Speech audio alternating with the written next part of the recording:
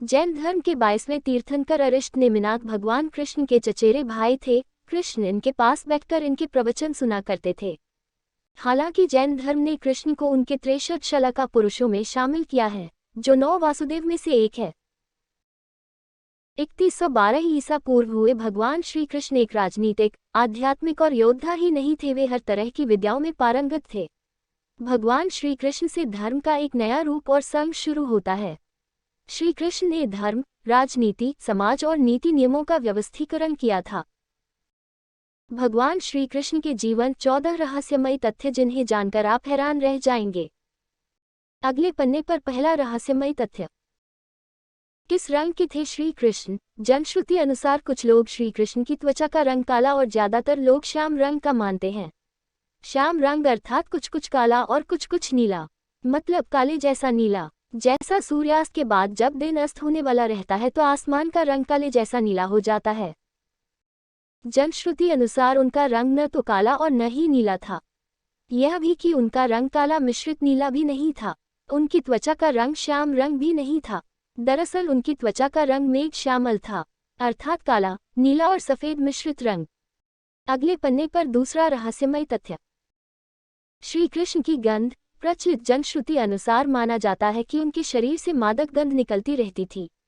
इस गंध को वे अपने गुप्त अभियानों में छुपाने का उपक्रम करते थे। यही खूबी द्रौपदी में भी थी। द्रौपदी के शरीर से भी सुगंध निकलती रहती थी जो लोगों को आकर्षित करती थी। सभी इस सुगंध की दिशा में देखने लगते थे। इसीलिए अज्ञातवास के समय द्रौपदी को चंदन, उपटन और इत्रादि का कार्य किया, जिसके चलते उनको सैरंध्री कहा जाने लगा था। माना जाता है कि श्री कृष्ण के शरीर से निकलने वाली गंधी गोपिका चंदन और कुछ कुछ रातरानी की सुगंध से मिलती जुलती थी। अगले पन्ने पर तीसरा रहस्यमय तथ्य। श्री कृष्ण के शरीर का गुण। कहते हैं कि भगवान श्री कृष्ण की देह कोमल अर्थात लड़कियों के समान मृदु थी, लेकिन युद्ध के समय उनकी देह विस्तृत और कठोर हो जाती थी। जनश्रुति अनुसार ऐसा माना जाता है कि ऐसा इसलिए हो जाता था क्योंकि वे योग और कलारिपटु विद्या में पारंगत थे। इसका मतलब यह कि श्री कृष्ण अपनी देह को किसी भी प्रकार का बनाना जानते थे। इसीलिए स्त्रियों के समान दिखने वाला उनका कोमल शरीर युद्ध के समय अत्यंत ही कठोर दिखाई देने लगता था। यही गुण कर्ण और द्रौपदी के शरीर में भी था। अगले पन्ने पर चौथा रहस्यमय तथ्य। सदा जवान बने रहे श्री कृष्ण। भगवान कृष्ण का जन्म मथुरा में हुआ था।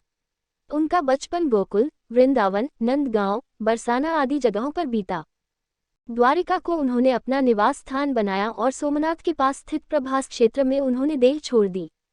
दरअसल भगवान कृष्ण इसी प्रभाव क्षेत्र में अपने कुल का नाश देखकर बहुत व्यथित हो गए थे। वे तभी से वहीं रहने लगे थे। एक दिन वे एक वृक्ष के नीचे विश्राम कर रहे थे, तभी किसी बहेलिये ने उनको हिरण समझकर तीर मार दिया। यह तीर उनके पैरों में जाकर लगा और तभी उन्होंने देह त्यागने का निर्णय ले लिया। एक दिन वे इसी प्रभाव क्षेत्र के वन में एक पीपल के वृक्ष के नीचे योग निद्रा में लेटे थे। तभी जरा नामक एक बहेलिये ने भूलवश उन्हें हिरण समझकर विषयुक्त बाण चला दिया, जो उनके पैर के तलुवे में जाकर लगा और भगवान श्री कृष्ण ने इसी को बहाना बनाकर देह त्याग दी। जनश्रुति अनुसार भगवान श्री कृष्ण ने जब देह त्याग किया तब उनकी देह के केश न तो श्वेत थे और न ही उनके शरीर पर किसी प्रकार से झुर्रियां पड़ी थी, अर्थात वे 119 वर्ष की उम्र में भी युवा जैसे ही थे। अगले पन्ने पर पांचवा रहस्यमय तथ्य। कृष्ण की द्वारिका। भगवान कृष्ण ने गुजरात के समुद्री तट पर अपने पूर्वजों की भूमि पर एक भव्य नगर का निर्माण किया था। कुछ विद्वान कहते हैं कि उन्होंने पहले से उजाड़ पड़ी कुशस्थली को फिर से निर्मित करवाया था। माना जाता है कि भगवान श्री कृष्ण अंतिम वर्षों को छोड़कर कभी भी द्वारिका में 6 महीने से ज्यादा नहीं रहे। कृष्ण की द्वारिका को किसने किया था नष्ट?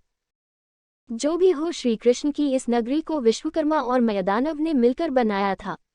विश्वकर्मा देवताओं के और मयदानव असुरों के इंजीनियर थे। दोनों ही राम के काल में भी थे।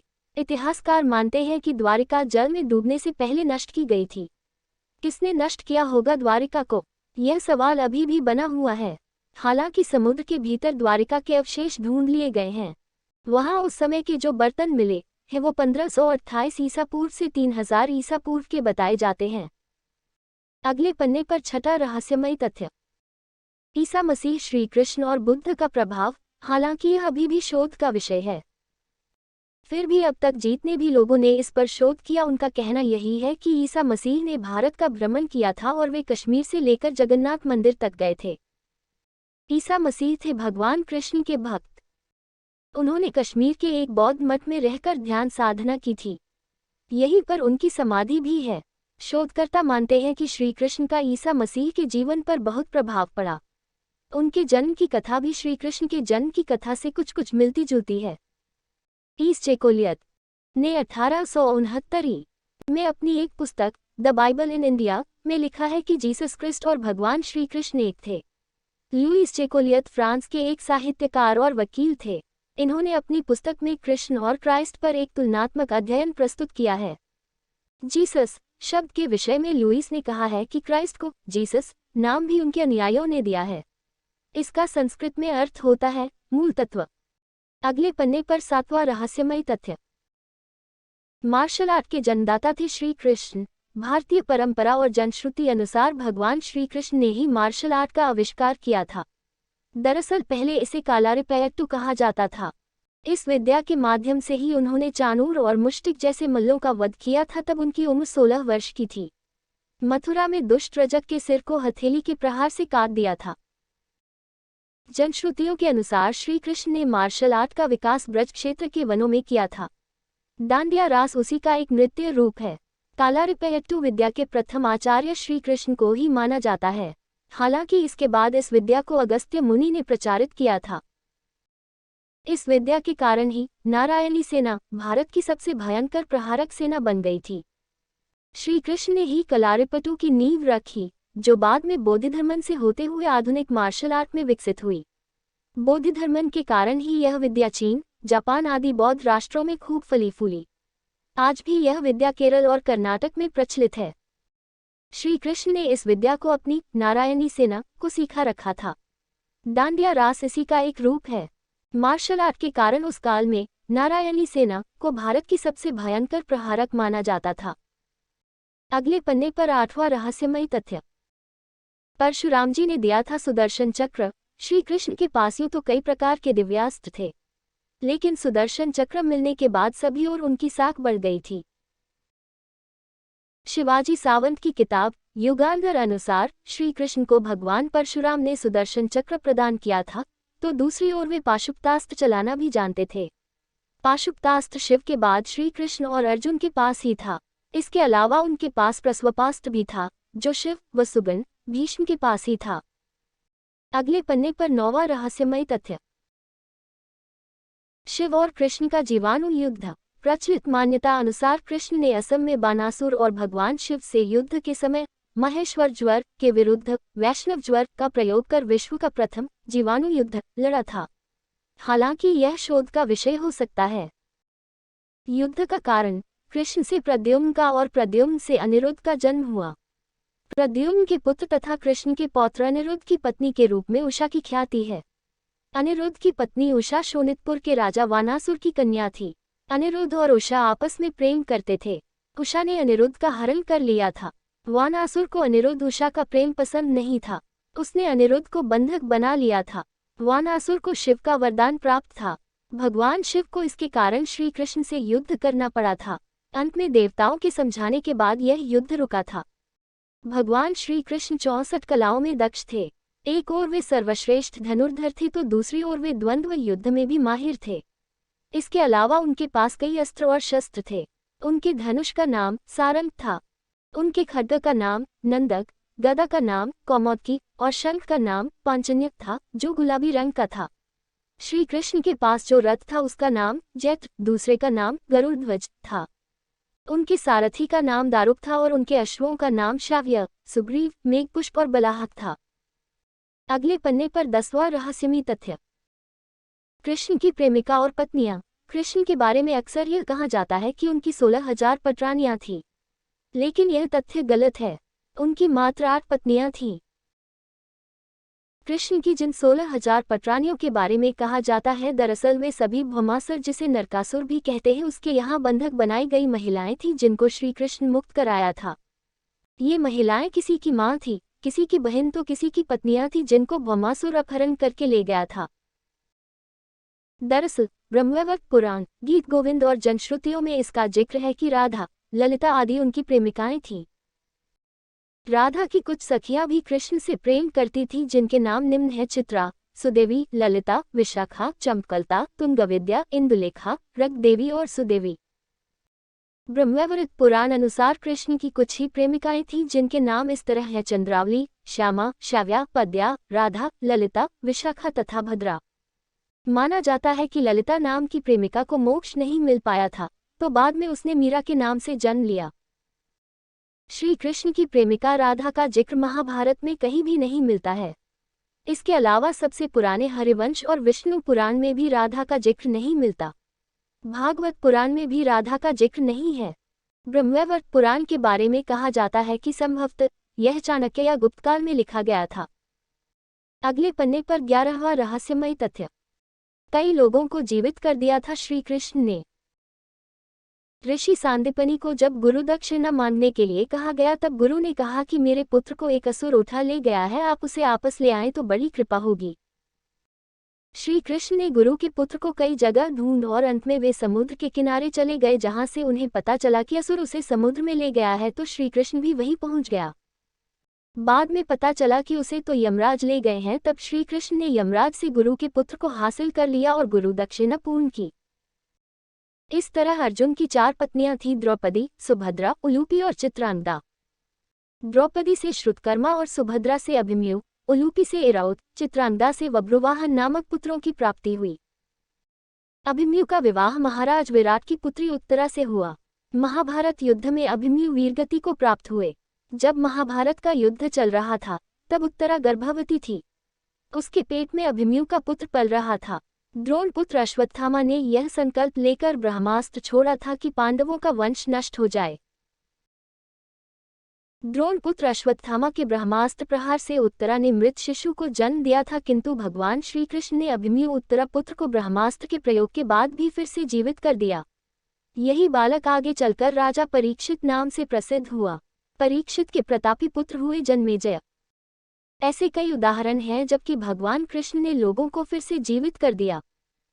भीम पुत्र घटोत्कच के पुत्र बर्बरीक की गर्दन कटी होने के बावजूद श्री कृष्ण ने उसे महाभारत युद्ध की समाप्ति तक जीवित रखा। अगले पन्ने पर 12वां रहस्यमय तथ्य। श्री कृष्ण का दिल हिंदू धर्म के बेहद पवित्र स्थल और 4 धामों में से एक जगन्नाथपुरी की धरती को भगवान विष्णु का स्थल माना जाता है। जगन्नाथ मंदिर से जुड़ी एक बेहद रहस्यमय कहानी प्रचलित है। स्थानीय मान्यताओं अनुसार कहते हैं कि इस मूर्ति के भीतर भगवान कृष्ण का दिल का एक पिंड रखा हुआ है, जिसमें ब्रह्मा विराजमान है। दरअसल जनश्रुति के अनुसार जब श्री कृष्ण की मृत्यु हुई, तब पांडवों ने उनके शरीर का दाह संस्कार कर दिया, लेकिन कृष्ण का दिल पिंड जलता ही रहा। ईश्वर के आदेशानुसार पिंड को पांडवों ने जल में प्रवाहित कर दिया। उस पिंड ने लट्ठे का रूप ले लिया। राजा इंद्रद्युम्न, जो कि भगवान जगन्नाथ के भक्त थे, को यह लट्ठा मिला तो उन्होंने इसे जगन्नाथ की मूर्ति के भीतर स्थापित कर दिया। उस दिन से लेकर आज तक वह लट्ठा भगवान जगन्नाथ की मूर्ति के भीतर है। हर 12 वर्ष के अंतराल के बाद जगन्नाथ की मूर्ति बदलती है, लेकिन यह लट्ठा उसी में रहता है। हालांकि यह शोध का विषय हो सकता है। अगले पन्ने पर 13वां रहस्यमयी तथ्य। नहीं हुआ था यदुवंश का नाश। महाभारत युद्ध की समाप्ति के बाद जब युधिष्ठिर का राजतिलक हो रहा था, तब कौरवों की माता गांधारी ने महाभारत युद्ध के लिए श्री कृष्ण को दोषी ठहराते हुए शाप दिया कि जिस प्रकार कौरवों के वंश का नाश हुआ है, ठीक उसी प्रकार यदुवंश का भी नाश होगा। शाप के चलते श्री कृष्ण द्वारिका लौटकर यदुवंशियों को लेकर प्रभास क्षेत्र में आ गए। कुछ दिनों बाद महाभारत युद्ध की चर्चा करते हुए सात्यकी और कृतवर्मा में विवाद हो गया। सात्यकी ने गुस्से में आकर कृतवर्मा का सिर काट दिया। इससे उनमें आपसी युद्ध भड़क उठा और वे समूहों में विभाजित होकर एक दूसरे का संहार करने लगे। इस लड़ाई में श्री कृष्ण के पुत्र प्रद्युम्न और मित्र सात्यकी समेत सभी यदुवंशी मारे गए थे। केवल बब्रू और दारुकी बचे रह गए थे। यदुवंश के नाश के बाद कृष्ण के ज्येष्ठ भाई बलराम समुद्र तट पर बैठ गए और एकाग्रचित होकर परमात्मा में लीन हो गए। इस प्रकार शेषनाग के अवतार बलराम जी ने देह त्यागी और स्वधाम लौट गए। बलराम जी के देह त्यागने के बाद जब एक दिन श्री कृष्ण पीपल के नीचे ध्यान की मुद्रा में लेटे थे, तब उस क्षेत्र में एक जरा नाम का बहेलिया आया हुआ था। जरा एक शिकारी था और वह हिरण का शिकार करना चाहता था। जरा को दूर से हिरण के मुख के समान श्री कृष्ण का तलवा दिखाई दिया। बहेलिये ने बिना कोई विचार किए वहीं से एक तीर छोड़ दिया जो कि श्री कृष्ण के तलवे में जाकर लगा। जब वह पास गया तो उसने देखा कि श्री कृष्ण के पैरों में उसने तीर मार दिया है। इसके बाद उसे बहुत पश्चाताप हुआ और वह क्षमायाचना करने लगा। तब श्री कृष्ण ने बहेलिये से कहा कि जरा तू डर मत, तूने मेरे मन का काम किया है। अब तू मेरी आज्ञा से स्वर्गलोक प्राप्त करेगा। बहेलिये के जाने के बाद वहां श्री कृष्ण का सारथी दारुक पहुंच गया। दारुक को देखकर श्री कृष्ण ने कहा कि वह द्वारिका जाकर सभी को यह बताए कि पूरा यदुवंश नष्ट हो चुका है और बलराम के साथ कृष्ण भी स्वधाम लौट चुके हैं। अतः सभी लोग द्वारिका छोड़ दो, क्योंकि यह नगरी अब जलमग्न होने वाली है। मेरी माता, पिता और सभी प्रियजन इंद्रप्रस्थ को चले जाएं। यह संदेश लेकर दारुक वहां से चला गया। इसके बाद उस क्षेत्र में सभी देवता और स्वर्ग की अप्सराएं, यक्ष, किन्नर, गंधर्व आदि आए और उन्होंने श्री कृष्ण की आराधना की। आराधना के बाद श्री कृष्ण ने अपने नेत्र बंद कर लिए और वे सशरीर ही अपने धाम को लौट गए। श्रीमद् भागवत के अनुसार जब श्री कृष्ण और बलराम के स्वधाम गमन की सूचना इनके प्रियजनों तक पहुंची तो उन्होंने भी इस दुख से प्राण त्याग दिए। देवकी, रोहिणी, वसुदेव, बलराम जी की पत्नियां, श्री कृष्ण की पत्रानियां आदि सभी ने शरीर त्याग दिए। इसके बाद अर्जुन ने यदुवंश के निमित्त पिंडदान और श्राद्ध आदि संस्कार किए। यदुवंश के बचे हुए लोग, महाभारत और पुराणों अनुसार इन संस्कारों के बाद यदुवंश के बचे हुए लोगों को लेकर अर्जुन इंद्रप्रस्थ लौट आए। इसके बाद श्री कृष्ण के निवास स्थान को छोड़कर शेष द्वारिका समुद्र में डूब गई। यदि यदुवंश के लोग बच गए थे तो क्या उनका वंश नष्ट नहीं हुआ था? श्री कृष्ण के स्वधाम लौटने की सूचना पाकर सभी पांडवों ने भी हिमालय की ओर यात्रा प्रारंभ कर दी थी। इसी यात्रा में ही एक एक करके पांडव भी शरीर का त्याग करते गए। अंत में युधिष्ठिर सशरीर स्वर्ग पहुंचे थे। अगले पन्ने पर 14वां रहस्यमय तथ्य। वानरराज बाली ही था जरा बहेलिया। पौराणिक मान्यताओं अनुसार प्रभु ने त्रेता में राम के रूप में अवतार लेकर बाली को छुपकर तीर मारा था। कृष्ण अवतार के समय भगवान ने उसी बाली को जरा नामक बहेलिया बनाया और अपने लिए वैसी ही मृत्यु चुनी जैसी बाली को दी थी।